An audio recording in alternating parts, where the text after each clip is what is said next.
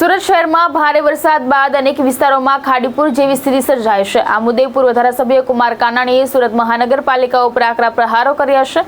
તેમણે આક્ષેપ કર્યો છે કે ખાડીઓની આસપાસ થયેલા ગેરકાયદેસર દબાણો અને તંત્રની બેદરકારીના કારણે અનેક વિસ્તારોમાં પાણી ભરાવાની સ્થિતિ સર્જાઈ છે।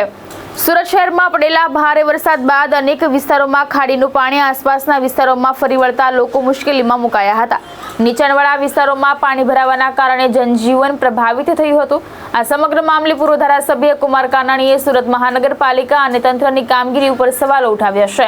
તેમણે મનપાને ખાડીઓની સફાઈ, દબાણો દૂર કરવા અને વરસાદી પાણીના નિકાલ માટે કાયમી આયોજન કરવાની માંગ કરી હતી, જેથી ભવિષ્યમાં આવી સ્થિતિનું પુનરાવર્તન ન થાય।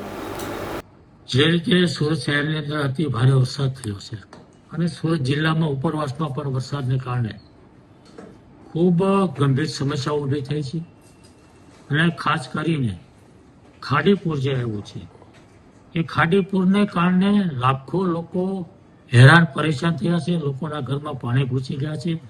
આજે પણ એ પાણી ઉતરતા વાર લાગે એવી પરિસ્થિતિનું નિર્માણ થયું છે। ગયા વર્ષે ખાડીપુર આવ્યા પછી એમની સમીક્ષા બેઠકો થઈ હતી, આયોજન માટેની બેઠકો થઈ હતી અને એની અંદર કેવી રીતે આયોજન કરવું, ભવિષ્યમાં ખાડીપુર ન આવે એના માટેની શું શું કાર્યવાહી કરી શકાય એની વાતો અને ચર્ચાઓ થઈ હતી। પરંતુ દુઃખ સાથે કહેવું પડે કે એક વર્ષ વીતી ગયા પછી આજે એનું શું આયોજન થયું છે, કેવી કામગીરી થઈ છે, શું કામગીરી થઈ છે, કેટલી કામગીરી થઈ છે, કોઈ વાત નથી, કોઈ આયોજન નથી, કોઈ કામ શરૂ થયું નથી અને એટલા માટે દર વર્ષે આની આ જ પરિસ્થિતિ ઊભી થાય છે।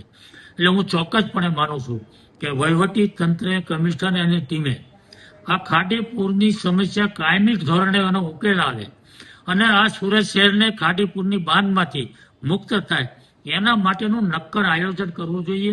શું કરી શકાય, ટેકનિકલ લોકો, એન્જિનિયર લોકો સાથે આખું સર્વે કરી અને આ પાણીને ક્યાં લઈ જઈ શકાય, ક્યાં ડાયવર્ટ કરાય, કેવી રીતે ટાંકી સુધી પહોંચાડાય અને લોકોને મુશ્કેલી ન થાય એનું નક્કર આયોજન કરી અને તાત્કાલિક એનો અમલ કરી અને કામ થાય એવા પ્રયાસો કરવા જોઈએ, જેમાં વહીવટી તંત્ર સંપૂર્ણપણે નિષ્ફળ ગયું છે એવું હું ચોક્કસપણે માનું છું। કેટલા લોકોને અસર કરે છે કાકા ખાડી? લાખો લોકોને, લગભગ પોણા શહેરને આ ખાડીના કારણે નુકસાન થાય છે, અસર કરતા બને છે અને લોકો જ્યાં સુધી પાણી ન ઉતરે ત્યાં સુધી ઘરમાં રહી પણ ન શકે એવી પરિસ્થિતિનું નિર્માણ થાય છે। ભાવેશ ઉપાધ્યાય, દ્રષ્ટિકોણ ન્યૂઝ, સુરત।